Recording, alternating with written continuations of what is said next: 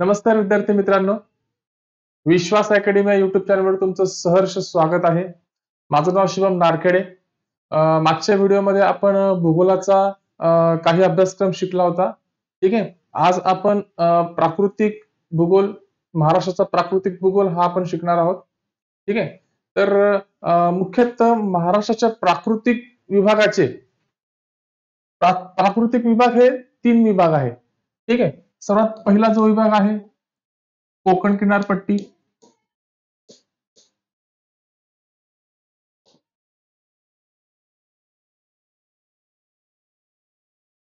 ठीक आहे. दुसरा जो भाग आहे तो सह्याद्री पर्वत.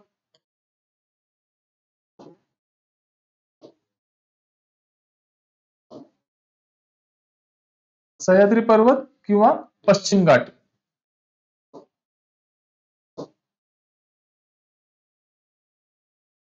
ठीक आहे. आणि आपला जो आता हे पश्चिम घाट जो आहे, पश्चिम घाट हे जे नाव आहे ते इंग्रजांनी दिलेलं आहे. ठीक आहे. त्याच्यानंतर तिसरा जो भाग आहे तो महाराष्ट्र पठार.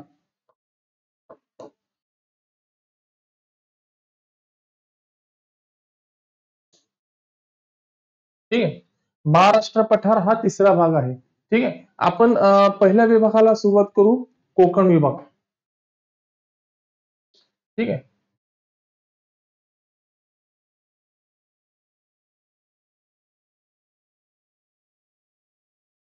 कोकण विभाग किंवा कोकण किनारपट्टी किंवा कोकण आपण त्याला बोलतो. सर्वात महत्वाचं म्हणजे आपला जो महाराष्ट्र आहे, हा जो महाराष्ट्र आहे, ह्या महाराष्ट्राचा हा सह्याद्री पर्वत. ठीक आहे. सह्याद्री पर्वत ह्या भागाला जे आहे, ह्या भागाला बोलतो आपण कोकण. ठीक आहे. ह्याला बोलतो आपण कोकण. हा जो पूर्ण जो भाग आहे हा सह्याद्री पर्वतरांग. ठीक आहे. आणि हा जो पूर्ण जो भाग आहे ह्याला बोलतो आपण पठार, महाराष्ट्राचे पठार. ठीक आहे. असे प्राकृतिक विभाग आपले 3 विभाग पडलेले आहेत. त्याच्यातला पहिला आपण जर कोकणातला जर भाग बघितला तर त्या कोकणातल्या भागामध्ये ज्याची प्राकृतिक रचना जी आहे ती सह्याद्री पर्वतातून निघालेल्या लावामुळे झालेली आहे. ठीक आहे. जे महाराष्ट्राचं पठार जे आहे त्या पठाराचे भाग आणि कोकणाचाही भाग सह्याद्रीमधून निघालेल्या लावा रसामुळे झालेले आहे. ठीक आहे. मग लावा रसामुळे जे पर्वत आहे, समजा हे जे पर्वत आहे, या पर्वतामधून जो लावा निघालेला आहे तो अर्धा इकडे, काही भाग इकडे जो आहे आणि काही भाग इकडे गेलेला आहे. त्याच्यामुळे एक कोकण आणि एक महाराष्ट्र पठार असे भाग आपले जे आहेत ते तयार झालेले आहेत. आणि हे जे जी सातपुड्यापर्यंत जी उंची आहे ह्याची कोकण विभागाची, ठीक आहे, सह्याद्रीच्या पायथ्यापर्यंत जी उंची आहे ती अडीचशे अडीचशे मीटर जी आहे ती तयार झालेली आहे. ठीक आहे. आणि हा जो कोकण भाग आहे, ह्या कोकण भागामध्ये ह्या सह्याद्री पर्वत रांगेमुळे काही नद्या ज्या आहेत त्या नद्यांचे प्रमुख जलविभाजक हा सह्याद्री पर्वत आहे. ठीक आहे. आता काही नद्या ज्या आहेत त्या इथून अरबी समुद्राला मिळतात आणि काही नद्या ज्या आहेत त्या इथून उगम पावून बंगालच्या उपसागराला मिळतात. ठीक आहे. या महाराष्ट्र पठारामधून ते वाहतात. ठीक आहे. आता कोकण विभागामध्ये नद्या आहेत. ठीक आहे. या नद्यांचा जो क्रम आहे तो आपल्याला इथून जो क्रम आहे तो इथपर्यंत प्रॉपर पाठ करायचा आहे. ठीक आहे. कारण ह्या क्रमावर प्रश्न आलेला आहे. ठीक आहे. त्याच्यानं जे सह्याद्री आहे, सह्याद्रीचे पर्वत आहे, या सह्याद्री पर्वतापासून हे जे सह्याद्री पर्वतापासून जे आहे उत्तरेपासून ते दक्षिणेपर्यंत घाटांचा क्रम, पर्वतांचा क्रम, शिखरांचा क्रम हा आपल्याला पाठ करून ठेवायचा आहे. ठीक आहे. त्यानंतर आपला जो महाराष्ट्र पठार आहे, हे महाराष्ट्र पठार आहे, या महाराष्ट्र पठारांचे सह्याद्री जे पर्वत आहे त्याच्या ज्या उपरांगा आहेत, ज्या उपरांगा अशा इथून पसरलेल्या आहेत, त्या उपरांगाचेही आपण क्रम पाठ करून ठेवायचे आहेत. नेमके कुठल्या नद्यांचे जे जलविभाजक झालेले आहेत, ज्या उपरांगा आहेत त्या प्रमुख जलविभाजक झाले तेही आपण पुढे बघणार आहोत. ठीक आहे. त्यानंतर जे आहे आता हे सह्याद्री. ठीक आहे. बघा सह्याद्री याला म्हणतात सह्याद्री किंवा पश्चिम घाट. सह्याद्री किंवा पश्चिम घाट. आता सह्याद्री हा जो पर्वत आहे, या सह्याद्री पर्वताचं सर्वात महत्वाचं म्हणजे आपण निर्मिती बघणार आहोत. निर्मिती कशी झाली याची नाव बघणार आहोत. त्यानंतर विस्तार, स्थान व विस्तार ही सुद्धा आपण बघणार आहोत. त्यानंतर सह्याद्री पर्वतातले प्रमुख शिखरे, हे शिखरे सुद्धा आपण बघणार आहोत. ठीक आहे. त्यानंतर जे आहे थंड हवेची ठिकाणे, घाट, उपरांगा, डोंगर रांगा आणि उपरांगा जे आपण बोलतो प्रमुख वाल्या त्या, त्याच्यानंतर लहान मोठे इतर डोंगर आणि सह्याद्री पर्वताची जी आहे ती वैशिष्ट्य आपण सुद्धा बघणार आहोत इथे. ठीक आहे. तर सगळ्यात महत्वाचं म्हणजे आता निर्मिती व नाव. महाराष्ट्राची जे सह्याद्री पर्वत आहे, पश्चिम घाट जो आहे, याची निर्मिती नेमकी झाली कशी? ठीक आहे. आता मुख्यतः महाराष्ट्राची जे पर्वत आहेत, सह्याद्री पर्वत आहे, त्यांची सुरुवात होते इथून गुजरात पासून. ठीक आहे. इथून सुरुवात होते आणि हा जो नंदुरबारचा जो जिल्हा आहे, तिथे एक नवाबपूर नावाचं ठिकाण आहे. तर नवाबपूर नावाच्या ठिकाणापासून जी आहे त्याची निर्मिती होते, सुरुवात होते आणि ती खाली पूर्ण 4 राज्यापर्यंत पासून शेवटपर्यंत जी आहे टोकापर्यंत जाते. आणि मुख्यतः म्हणजे इकडचा जो भाग आहे, उत्तरेचा भाग आहे, हा जरा मोठा मोठा होत होत त्याच्यानंतर दक्षिणेकडे हा लहान लहान लहान होते. आणि ह्या ज्या पर्वतांची जी शिखरे आहेत, ठीक आहे, जी पर्वतांची जी उंची आहे ती सुद्धा इथं उत्तर भागामध्ये आहे ती मोठी आहे आणि इथे येताना हळूहळू हळूहळू अशी लहान येते, लहान होत जाते. ठीक आहे. आणि सह्याद्री पर्वताचे शेवटचं जे टोक आहे इकडे ते तिल्लारी, हे तिल्लारी भागापर्यंत जे आहे सह्याद्री पर्वत पसरलेला आहे. आणि सह्याद्री पर्वताची उत्तर भागाला जी उंची आहे सह्याद्री पर्वताची ती आहे 1300 मीटर.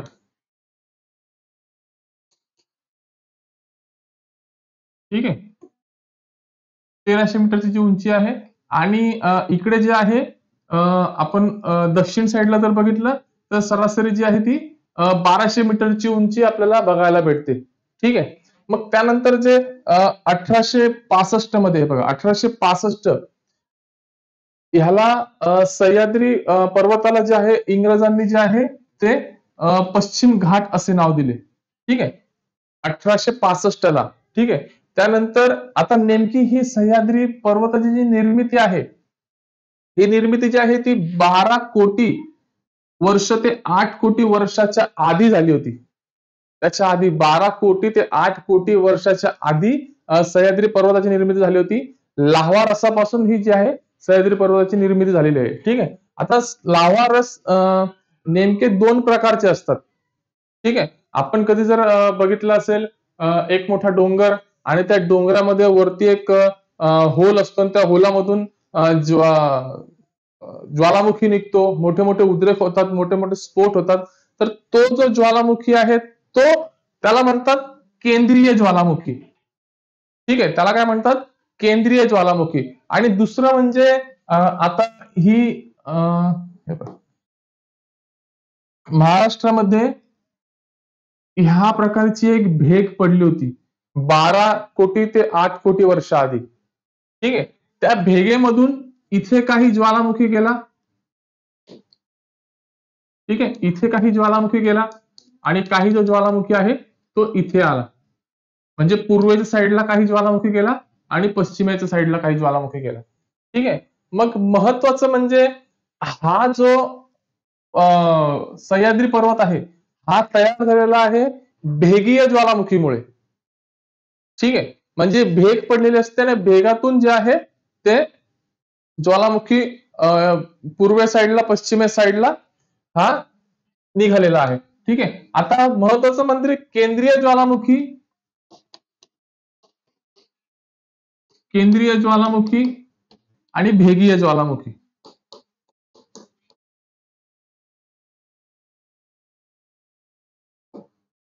आता केंद्रीय ज्वालामुखीचे पण दोन प्रकार आहेत. म्हणजे ज्वालामुखी दोन प्रकारे बाहेर निघतो. एक म्हणजे घट्ट घट्ट असलेला जो आहे तो ज्वालामुखी. ठीक आहे. सर्वात महत्वाचं म्हणजे घट्ट घट्ट असलेला ज्वालामुखी आणि दुसरा जो आहे तो पातळ असलेला ज्वालामुखी. ठीक आहे. आता घट्ट असलेला जो ज्वालामुखी आहे त्या ज्वालामुखीचं जे आहे ते रूपांतर आहे तो ज्वालामुखी थंड झाल्यानंतर ग्रेनाइट ह्या दगडांमध्ये होतं. ठीक आहे. आणि जो पातळ जो आहे पातळ ज्वालामुखी जो आहे आणि तो त्याच्यामध्ये बेसाल्ट नावाचा जो खडक आहे तो तयार होतो. आणि महत्वाचं म्हणजे घट्ट लावा आणि हा जो बेसिक लावा आहे या बेसिक लावापासून जे आहे ते बेसॉल्ट नावाचं खडक जो आहे तो तयार होतो आणि घट्ट लावामध्ये ग्रेनाइट नावाचा जो आहे तो खडक तयार होतो. ठीक आहे. आणि ही जी मेन मूळ जी भेग आहे ही भेग खालपर्यंत भारताच्या एकदम शेवटच्या टोकापर्यंत जी आहे ती 1600 किलोमीटर लांबीची ही जी भेग पडली होती 12 ते 8 कोटी वर्ष आधी आणि त्या भेगेतून जो आहे तो ज्वालामुखी निघालेला आहे आणि तशा प्रकारे आपल्या भारताची आणि महाराष्ट्राची जी आहे ती निर्मिती तयार झालेली आहे. ठीक आहे. आणि महत्वाचं म्हणजे हे 16 किलोमीटर लांबीची जी भेग आहे ती पुढे महाराष्ट्राच्या खाली जी आहे 4 राज्यामध्ये पसरलेली आहे. ठीक आहे. त्याच्यानंतर ह्या सह्याद्री ज्या पर्वत आहे त्याच्यामध्ये 1200 ते 1300 मीटर उंचीच्या काही डोंगर रांगा आहेत. ठीक आहे. किती 1200 ते 1300 मीटर उंचीच्या डोंगर रांगा आहेत. आणि त्याच्यापैकी भारतात जी आहे पूर्ण 1600 किलोमीटर लांबी ही पसरलेली आहे भारतामध्ये आणि महाराष्ट्रामध्ये जी आहे ती 420 किलोमीटर लांबी जी आहे ती पसरलेली आहे महाराष्ट्रामध्ये. ठीक आहे. जर सह्याद्री पर्वताचा पूर्ण प्रॉपर विचार केला म्हणजे आता सह्याद्री पर्वत सरळ नसतो ना. पर्वत जो आहे तो असा असा असा असा असा वाकडा तिकडा जो आहे तो होतच असतो. मग असा जो प्रॉपर जर याचं माप घेतलं असे वाकडं तिकडं जर माप घेतलं तर हे पूर्ण जे माप जातं ते 650 किलोमीटर पर्यंत जो आहे ते लांब गेलेलं आहे सह्याद्री पर्वत. ठीक आहे. त्याच्यानंतर आपण बघणार आहोत बघा हा जो पर्वत आहे हा इथपर्यंत त्याच्यानंतर हा प्रॉपर जर याचा माप घेतला आपण तर किती 650. ठीक आहे.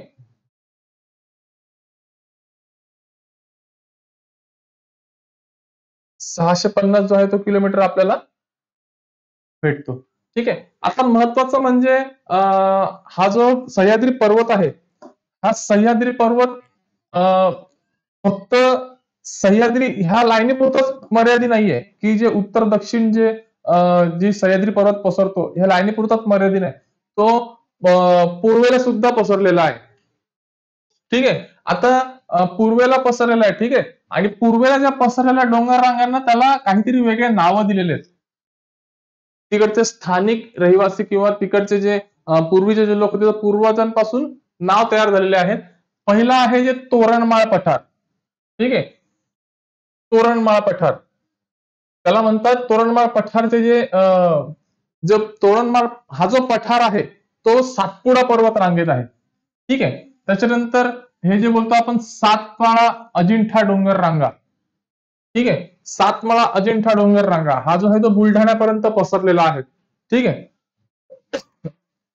त्याच्यानंतर इथं आपण बघतो हरिश्चंद्र बालाघाट डोंगर रांगा. ठीक आहे. हरिश्चंद्र बालाघाट डोंगर रांगा. त्याच्यानंतर इथे आपण बघितलं तर शंभू महादेव डोंगर रांगा. ठीक आहे. शंभू महादेव डोंगर रांगा. आपण हे मुख्य जे आहे पर्वताचे जे सह्याद्री जो पर्वत आहे त्याच्या आपण उपरांगा बघतोय. ठीक आहे. त्याच्यानंतर हे जे मालेगावचे जे पठार आहे गाळणा डोंगर आहे हेही पूर्वे साईडला जे त्यांचे उपरांगा गेलेले आहेत त्यांच्यामधले पठार आहेत. ठीक आहे. त्याच्यानंतर आपण बघू आता ह्या ज्या डोंगराचे जे उपरांगा गेलेले आहेत त्या मेन उपरांगांनी आता जे पाणी असतं पाणी कधी उताराकडे वाहतं. बरोबर आहे. मग त्या नदीला जसा उतार भेटला तशी तशी ती नदी वाहत गेली. ठीक आहे. मग आता हे जे सातपुडा जे पर्वत आहे सातपुडा पर्वत आहे त्याच्यानंतर हा सातमाळा अजिंठा डोंगर आहे. हा जो आहे तो तापी नदीचं खोरं वेगळं करतो. कशाचं खोरं वेगळं करतो? तापी नदीचं खोरं जे आहे ते वेगळं करतो. ठीक आहे. त्याच्यानंतर हा सातमाळा अजिंठा आणि हरिश्चंद्र बालाघाट. ठीक आहे. हरिश्चंद्र बालाघाट हा आहे गोदावरी नदीचं जे आहे ते खोरं वेगळं करतो. ठीक आहे. त्याच्यानंतर जे आहे हरिश्चंद्र बालाघाट डोंगर रांग हे हे आहे जे शंभू महादेव डोंगर रांग. ठीक आहे. हे आहे ते भीमा नदीचं खोरं जे आहे ते वेगळं करतो. म्हणजे ह्या दोघांच्या मध्ये जे आहे ते भीमा नदीचं खोरं पूर्ण येतं. भीमा खोर नदीचं खोरं म्हणजे काय? की ह्या नदीच्या पाण्याचा वापर होतो किंवा त्या नदीच्या पाण्याचा उपयोग होतो. त्याला आपण खोरं असे म्हणतो. ठीक आहे. त्याच्यानंतर जी कृष्णा आपण म्हणतो, कृष्णा नदी, ही कृष्णा नदी जी आहे ती शंभू महादेव डोंगर रांगा. ठीक आहे. तिथपर्यंत येतं. त्याच्यानंतर हे खानापूरचं जे आहे ते इथं खानापूरचं इथं पठार आहे. इथं औंध पठार आहे. इथं सासवडचं पठार आहे. त्याच्यानंतर इथं नगरचं पठार आहे. बालाघाटचे पठार आहेत. ठीक आहे. त्याच्यानंतर इथं वेळूर डोंगर आहे. इथं गाळणा डोंगर आहे. आता महत्वाचं म्हणजे प्रश्न जे पेपरामध्ये जे प्रश्न येतात, त्या प्रश्नामध्ये महत्वाचं विचारतात की उत्तर ते दक्षिण किंवा दक्षिण ते उत्तर किंवा याच्यामध्ये पूर्व ते पश्चिम आणि पश्चिम ते पूर्व. ठीक आहे. ह्या क्रम कसा आहे?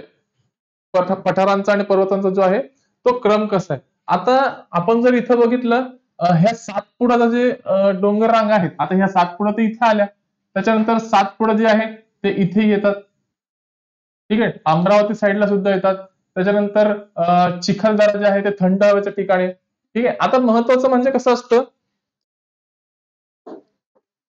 हे बघा, जे पर्वत असतो, आता पर्वत असं सरळ वगैरे असं तर असं वाढत नाही किंवा असं असं असं असं कसा डोंगर असतो.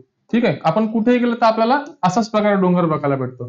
ठीक आहे. तर हा जो सखलचा भाग आहे, म्हणजे इथे सखलचा भाग जो तयार झालेला आहे, ह्याला बोलतात घाटमाथा. ठीक आहे. त्याच्यानंतर हे जे डोंगराचा भाग आहे, म्हणजे त्या डोंगरांवरच तो डोंगर तयार झालेला आहे, पण तो डोंगर चौकोनी आहे. त्या डोंगरांवरच त्याला म्हणतो आपण शिखर. आणि ह्याला म्हणतो, हे जे खाली जे गेलेलं आहे याला म्हणतो आपण दरी. ठीक आहे. ओके. दिसतंय ना? ठीक आहे, ठीक आहे. थोडं मोठं करू का? ओके.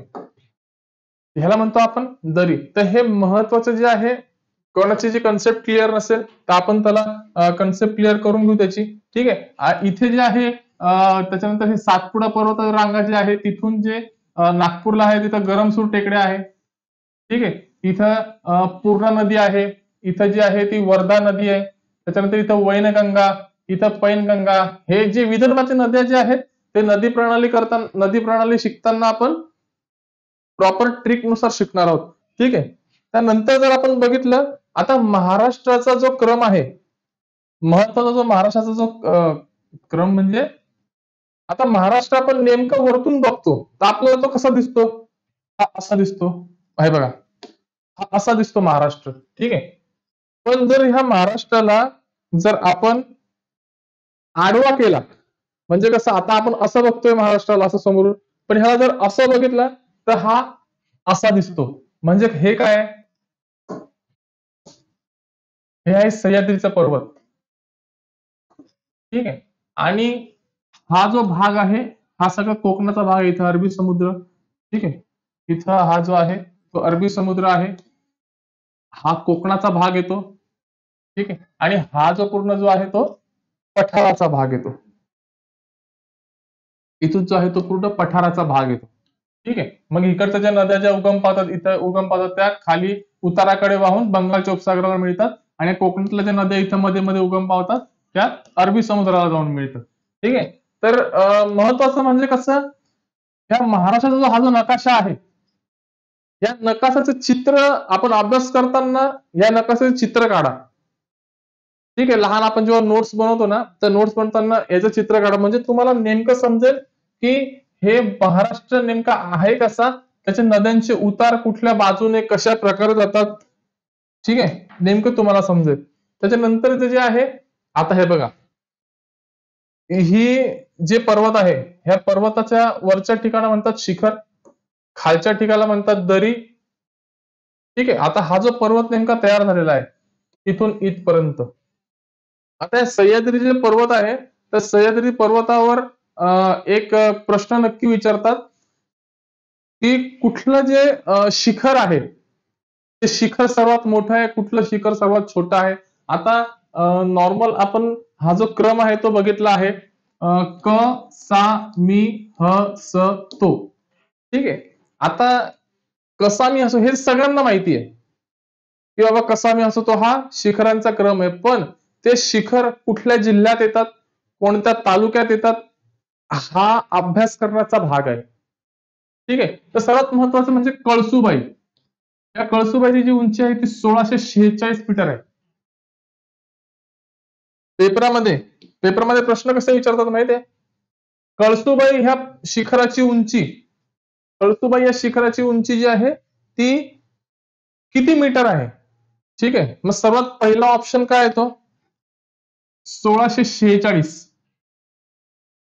दुसरा ऑप्शन येतो, दुसरा जो ऑप्शन आहे तो येतो 1646 किलोमीटर. तिसरा ऑप्शन येतो 1646 मीटर. आणि चौथा ऑप्शन येतो 1647 मीटर. ठीक आहे. आता कळसुबाईची उंची आपल्याला सगळ्यांना माहिती आहे 1646 आहे. पण मग 1646 काय आहे? मीटर आहे की किलोमीटर आहे का मैल आहे का प्रकाश वर्ष आहे? हे तर आपल्याला माहित पाहिजे ना. मग 1646 मीटर हे त्याचं बरोबर उत्तर आहे. कारण की आपण ह्याला म्हणतात सिली मिस्टेक. म्हणजे शांत डोकं न ठेवून पेपर सोडवणं याला म्हणतात. ठीक आहे. म्हणजे आपण पेपर सोडवताना घाई करतो ना, की प्रश्न आला लगेच सोडा. ओके. कळसुबाईचं आहे 1646. ओके, चला 1646 टिक करून टाकलं. इथं अँसर शीटवर गोल केला, बस झालं. तसं नाही. कळसुबाईची उंची इथं काय विचारलेलं आहे? किती मीटर आहे? एक तर किती मीटर येईल, नाही तर किती. किती ह्या शब्दावर आहे ना, किती ह्या शब्दावर अंडरलाईन करायची. आणि खाली ऑप्शन मध्ये बघायचं मीटर आहे का किलोमीटर आहे का काही. प्रत्येक प्रश्नाची कन्सेप्ट जी आहे ती वेगळी वेगळी असते. ठीक आहे. त्याच्यानंतर जो आहे तो साल्हेर जो आहे तो आहे कळसुबाई आपण बघत होतो. कळसुबाई जो आहे तो अहमदनगर या जिल्ह्यामध्ये आहे, अकोले तालुक्यामध्ये आहे. ठीक आहे. त्याच्यानंतर आपण साल्हेर आहे तो आहे नाशिक जिल्ह्यामध्ये सटाणा. त्याची जी उंची आहे 1567 मीटर. ठीक आहे. त्याच्यानंतर महाबळेश्वर. ठीक आहे. महाबळेश्वरची उंची आहे 1436 मीटर. तो आहे सातारा जिल्ह्यामध्ये, महाबळेश्वर तालुक्यामध्येच आहे. ठीक आहे. त्याच्यानंतर जो आहे हरिश्चंद्रगड, त्याची उंची आहे 1424. तो आहे अहमदनगरमध्ये, अकोले तालुक्यातच आहे. ठीक आहे. त्यानंतर जे आहे सप्तशृंगी गड नाशिकला. ठीक आहे. तो जो आहे 1646 नाशिकमध्ये आहे, कळवण तालुक्यामध्ये. त्याच्यानंतर 1404. आता हा जो पुण्याचा जो शिखर आहे तो फक्त एक वेल्हे तालुक्यामध्ये. हा भाग महत्वाचा आहे. आणि ह्याच्यातले जे दोन आहे कळसुबाई आणि हरिश्चंद्रगड, हा अहमदनगर जिल्ह्यामध्ये आहे. ठीक आहे. या छोट्या छोट्या गोष्टी तुम्ही लक्षात घ्या. त्याच्यानंतर जे आहे आपण थंड हवेच्या ठिकाणी बघतो. ठीक आहे. आता थंड हवेचे ठिकाण म्हणजे लग्न झाल्यावर काही जातात फिरायला थंड हवेच्या ठिकाणी, मजा येते तिकडे. ठीक आहे. बरोबर आहे का नाही? मग आपण जे थंड हवेची ठिकाणे बघतो, तर महाराष्ट्रामध्ये सह्याद्री पर्वताचं एक वैशिष्ट्य आहे. सह्याद्री पर्वत काय आपला निसर्गाचं एक वैशिष्ट्य आहे. ठीक आहे. आपण जसं जसं जसं वरती जाऊ तसं तसं त्याची जी थंड हवा जी आहे ती वाढत जाते. त्याचं टेम्परेचर आहे ते कमी होतं आणि थंडी जास्त वाजत असते. तर सह्याद्री पर्वत जो आहे, आता इथे हा जो सह्याद्री पर्वत आहे, त्या सह्याद्री पर्वताची जी उंची आहे ती उत्तरेला जास्त आहे, दक्षिणेला कमी आहे. ठीक आहे. तर आपण जे आहे उत्तरेकडून दक्षिणेकडे क्रमाने बघणार आहोत. जिल्ह्यावाईज थंड हवेची ठिकाणं कुठली. आता इथे आपण नाशिक. ठीक आहे. नाशिक बघू. नाशिक, आता नाशिक मध्ये जे आहे ते इगतपुरी. इथे दिसणार नाही ना.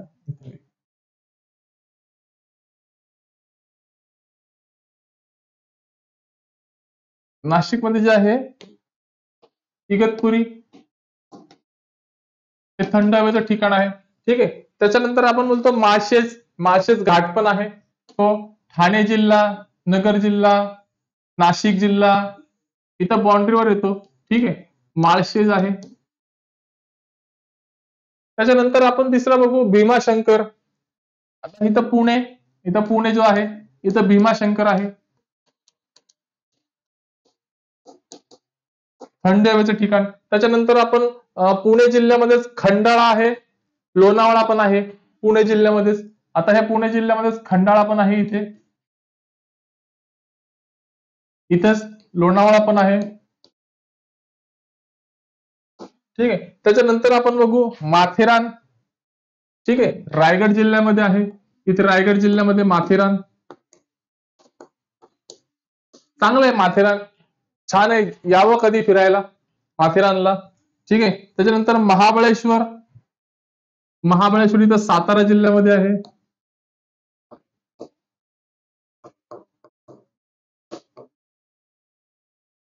ठीक आहे. आपण हे जे बघतो तर सातपुडा पर्वतरांगाच्या महत्वाचे थंड हवेचे ठिकाण बघतोय.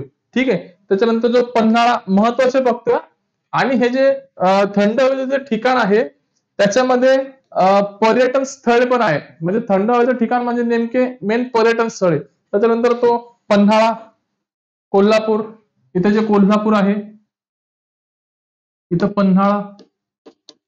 ठीक आहे. त्याच्यानंतर आपण सातपुडा जर सोडलं तर तोरणमाळ हे नंदुरबार मध्ये आहे.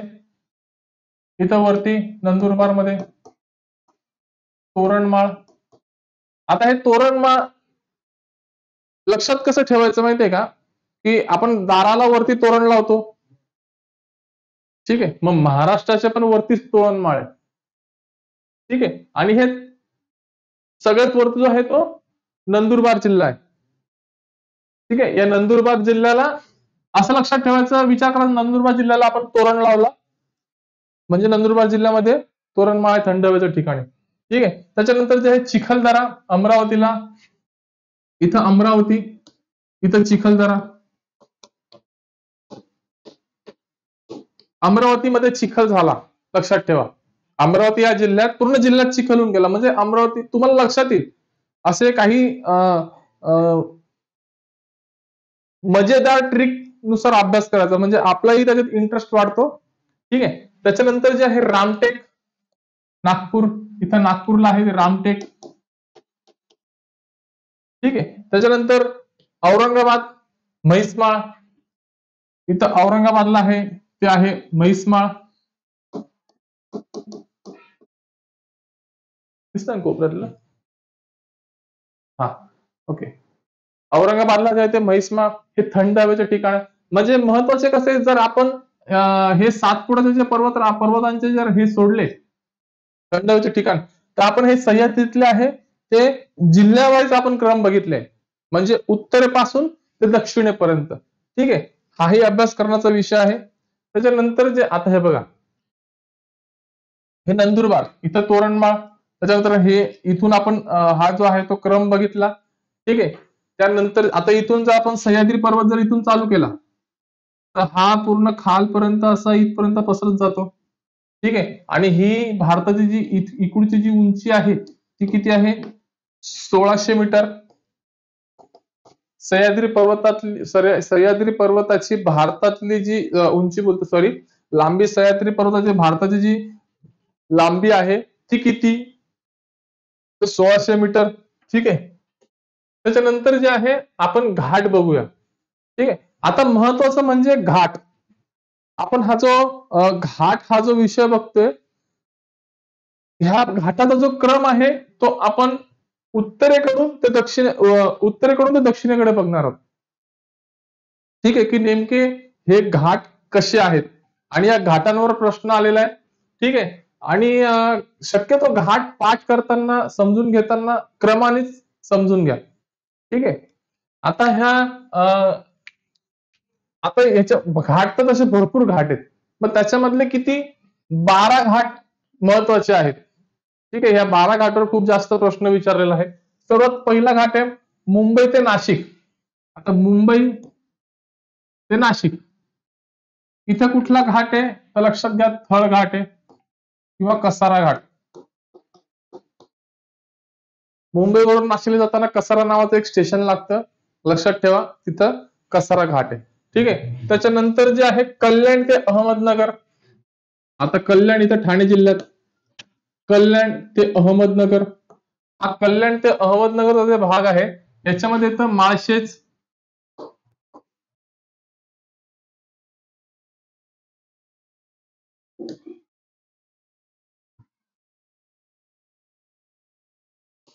माळशेज घाट येतो. ठीक आहे. त्याच्यानंतर मुंबई ते पुणे. आता इथं मुंबई पासून भरपूर रस्त्यांची निर्मिती होते, म्हणजे तयार होतात खूप highway, national highway, international highway जे आहे ते राष्ट्रीय जे महामार्ग आहे ते निघालेले आहे, तेही आपण पुढे बघणार आहोत कशा क्रमाने. आता मुंबई ते पुणे, त्या मुंबई ते पुण्याला कुठला घाट आहे? बोरघाट. बोरघाट लक्षात ठेवा. पुण्याहून मुंबईला बोरं आणले, याच्यावरून पुणे ते मुंबई बोरघाट, हा आपल्या लक्षात राहून जाईल एकदम सोप्या पद्धतीने. ठीक आहे. तर त्यानंतर भोर ते महाड. ठीक आहे. भोर ते महाड जो आहे तो वरंधा घाट आहे. ठीक आहे. भोर ते महाड, वरंधा घाट. ठीक आहे. त्याच्यानंतर जे आहे पुणे ते सातारा. आता इथे जे पुणे आहे ते पुणे ते सातारा जे आहे, तिथं मध्ये जो आहे तो खंबाटकी घाट आहे. त्याच्यानंतर आहे वाई ते महाबळेश्वर. ठीक आहे. आता इथे जे आहे वाई ते महाबळेश्वर, इथे जो घाट आहे तो आहे आंबेनळी घाट, नाही सॉरी पसरणी घाट.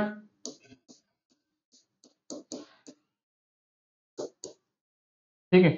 वाई ते महाबळेश्वर आहे पसरणी घाट. त्याच्यानंतर महाबळेश्वर ते महाड. आता हे महाबळेश्वर इथं सातारा जिल्ह्यात ते महाड. आता महाबळेश्वर ते महाड आहे आंबेनळी घाट.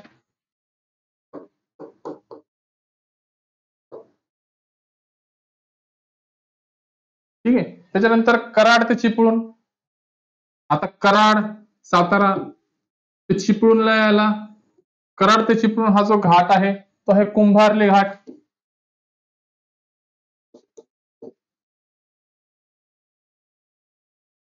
ठीक आहे. त्याच्यानंतर आपण कोल्हापूर ते रत्नागिरी.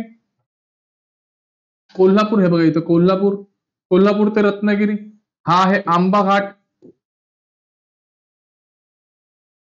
आता कोल्हापूर आणि रत्नागिरी बाजूबाजूला आहे, मग रत्नागिरी कशासाठी फेमस आहे? आंब्यांसाठी फेमस आहे, प्रसिद्ध आहे आंब्यांसाठी. मग लक्षात ठेवा, रत्नागिरी तर कोल्हापूर जास्त आंबे ट्रान्सफर होतात, जास्त आंबे निर्यात होतात, लक्षात ठेवा असं. म्हणजे रत्नागिरीपासून ते कोल्हापूर पर्यंत आंबा घाट आहे. ठीक आहे. त्याच्यानंतर कोल्हापूर ते गोवा. आता हे इथं कोल्हापूर आहे, कोल्हापूर ते गोवा. कोल्हापूर ते गोवा जायसाठी फोंडा घाट. ठीक आहे. त्याच्यानंतर कोल्हापूर ते कुडाळ, कोल्हापूर ते कुडाळ, इथे कोल्हापूर ते कुडाळ जो आहे तिथे हनुमंते घाट.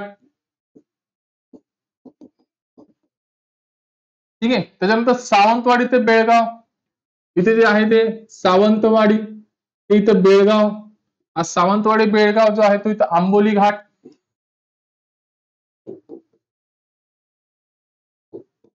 ठीक आहे. अशा प्रकारचे जे आहे हे घाट आहेत. हे महत्वाचे काही 12 घाट आहेत. पुढचे घाटही तुम्ही पाठ करा. आणि महत्वाचं म्हणजे घाट पाठ करताना त्याला ट्रिक वापरा, काहीतरी ट्रिक वापरा. आपल्या काहीतरी मित्राचं नाव देऊन द्या, किंवा आपल्या गर्लफ्रेंडचं नाव देऊन द्या, आपल्या कुठल्या तरी ओळखीचं असेल त्याचं नाव देऊन द्या, म्हणजे आपल्या लक्षात येतं. ठीक आहे. त्याच्यानंतर आपण बघणार आहोत पाऊस पडणारे, सर्वाधिक पाऊस पडणारे ठिकाणे. ठीक आहे. आता हा जो सह्याद्री पर्वत आहे, या सह्याद्री पर्वताची उंची एवढी असल्या कारणाने जे वारे येतात, पाऊस येतो तो अडला जातो. आणि इथे हा जो महाराष्ट्रातला हा जो भाग आहे कोकणाचा, हा कोकण सह्याद्री पर्वत आणि हा जो कोकणाचा भाग आहे, इथे खूप जास्त पाऊस पडतो. इथून येणारे वारे जे आहेत ते अडले जातात. ठीक आहे. त्याच्यामुळे आता सर्वात महत्वाचं म्हणजे आपण कुठलाही कुठलीही गोष्ट बघताना क्रमाने बघणार आहोत. ठीक आहे. आता ह्याचा जो क्रम आहे तो दक्षिणेकडून उत्तरेकडे म्हणजे दक्षिण दिशेच्या खालून आपण वरती बघणार आहे. ठीक आहे. तर सर्वात पहिला जो पाऊस पडणारा ठिकाण आहे आंबोली, चेरापुंजी म्हणतो आपण त्याला. ठीक आहे. तो कुठे सिंधुदुर्ग जिल्ह्यामध्ये. आणि ह्याच्यामध्ये जे आहे आंबोलीच्या ठिकाणी आहे सिंधुदुर्ग जिल्ह्यात 775 सेंटीमीटर एवढा पाऊस पडतो. सर्वात महत्वाचं म्हणजे सह्याद्रीचा जो पर्वतरांग आहे, ह्या पर्वतरांगेमध्ये 300 ते 500 सेंटीमीटर हे बघा 300 ते 500 सेंटीमीटर पर्यंत पाऊस पडतो सरासरी. ठीक आहे. त्याच्यानंतर जे आहे महाबळेश्वर सातारा जिल्ह्यामध्ये तो तिथं पडतो 623 सेंटीमीटर पाऊस. ठीक आहे. त्याच्यानंतर गगनबावडा हा जो एरिया आहे तो कोल्हापूरमध्ये आहे. ठीक आहे. इथे 721 सेंटीमीटर 621 सेंटीमीटर पाऊस पडतो. त्याच्यानंतर माथेरान हे जे ठिकाण आहे ते रायगड जिल्ह्यामध्ये आहे. तिथं 517 सेंटीमीटर पाऊस पडतो. त्याच्यानंतर पुणे जिल्ह्यामध्ये खंडाळा नावाचं ठिकाण आहे. ते 471 सेंटीमीटर पाऊस पडतो.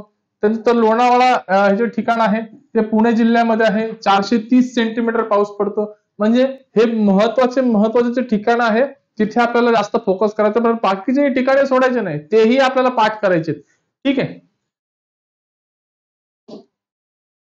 त्याच्यानंतर आपण सह्याद्री पर्वताची जी आहे ती वैशिष्ट्य बघणार आहोत. ठीक आहे. सह्याद्री पर्वताची जी आहे ती वैशिष्ट्य बघणार आहोत. आता सर्वात महत्वाचं म्हणजे सह्याद्री कुठलीही गोष्ट निसर्गामध्ये असते त्याचं काहीतरी वैशिष्ट्य असतं. ठीक आहे. आणि सह्याद्री पर्वताची म्हणजे महत्वाची वैशिष्ट्य सर्वात पहिला जो आहे हा सर्वात प्राचीन जो आहे तो जैवविविधता भाग आहे.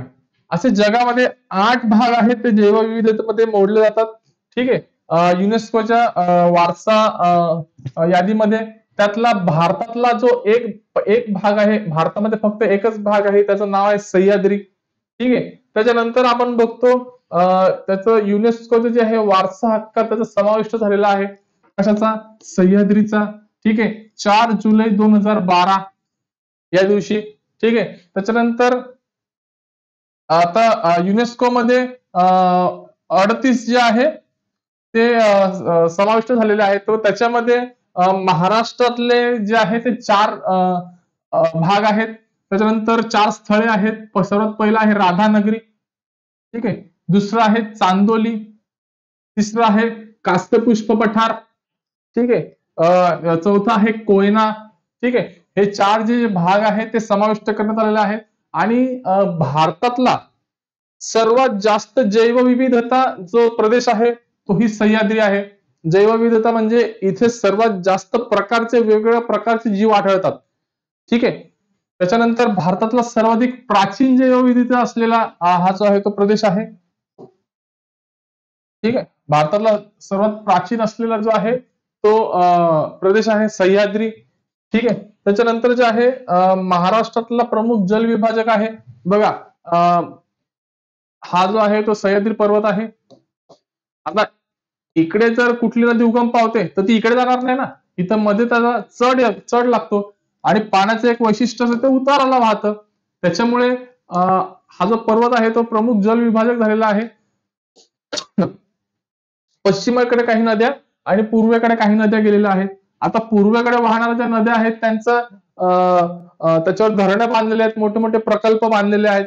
ते प्रकल्पही आपण बघणार आहोत. जिल्ह्यानुसार बघणार आहोत, दिशेनुसार बघणार आहोत. कुठल्या दिशेपासून चालू होऊन कुठल्या दिशेपर्यंत क्रमाने आपण ते बघणार आहोत. ठीक आहे. त्याच्यात सर्वात जास्त खनिज संपत्ती आपल्या सह्याद्री पर्वतामध्ये सापडते. ठीक आहे. त्याच्यानंतर महाराष्ट्रातले सर्वाधिक थंड हवेचे ठिकाणे सुद्धा आपल्या सह्याद्री पर्वतामध्ये आहे. ठीक आहे. आता हे झाली वैशिष्ट्ये. अशी सह्याद्रीची भरपूर वैशिष्ट्य आहेत. पण आपल्याला जे महत्वाचे आहे त्याच्याकडे आपल्याला जास्त फोकस करायचा आहे. ठीक आहे. ही झाली सह्याद्रीची प्रमुख वैशिष्ट्ये. अशाच प्रकारे तुम्ही सुद्धा टेक्निकने जो आहे तो अभ्यास करा म्हणजे तुमच्या जास्त लक्षात राहील. ठीक आहे. कुठल्या कुठल्या गोष्टी असेल तुम्ही नोट्स काढा, त्या नोट्स वाचा, शॉर्ट मध्ये लिहा. एवढं मोठं भरमसाठ लिहू नका. असं लिहा की एक अक्षर वाचल्यावर आपल्याला कमीत कमी 10 ओळी आठवायला पाहिजे. याला बोलतात मनन. ठीक आहे. आणि जीकेचा अभ्यास हा असाच होतो. आणि जीके घ्या, कुठलाही मराठी घ्या किंवा गणित बुद्धिमत्ता तर आपल्याला सोडवावाच लागतो. म्हणजे कुठल्याही विषयाचा अभ्यास हा असा असतो. वाचन, चिंतन आणि मनन आणि चौथा आहे लिखाण. या 4 गोष्टी तुम्ही कुठल्याही विषयामध्ये तयार करा. तुमचा अभ्यास नक्की 100% होईल. ठीक आहे. हा व्हिडिओ आवडला असेल तर खूप जास्त मुलांकडे शेअर करा. या व्हिडिओमध्ये कोणी जर नवीन असेल, नवीन मुलगा जर व्हिडिओ बघत असेल तर नक्की चॅनलला सबस्क्राईब करा. ठीक आहे. आणि महत्वाचं म्हणजे आज जेही शिकवलं त्यामध्ये जर कोणाला काही समजलं नसेल तर कमेंट टाका.